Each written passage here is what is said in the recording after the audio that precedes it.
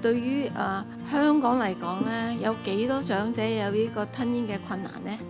安老院有60%，而喺日間受到護理嘅呢，有40%。即係明白其實呢，對好多長者嚟講呢，有呢個吞嚥嘅困難呢，係令到佢哋呢好難享受到呢，我哋自己覺得係非常之緊要嘅呢個飲茶嘅活動。所以今次有大家嘅支持之下呢，我哋科大有咁嘅機會可以安排到呢個活動呢，我真係覺得好高興。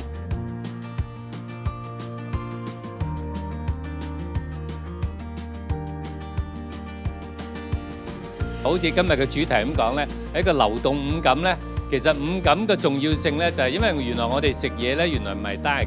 靠個口嘅喎，而係我哋聞啦，我哋睇啦，即係我哋見到嗰個點心真係蝦餃，而食落去呢個感覺就會好唔同啊！即係同係一劈嘢，同真係好似即係真係一個蝦餃咁樣，咁係十分之重要嘅。咁喺個過程裏邊咧，其實有好多科技嘅元素喺度嘅，咁同埋我哋科大嘅團隊，咁咧就咁我都好希望咧，即係院餐係能夠幫到更多有需要嘅人。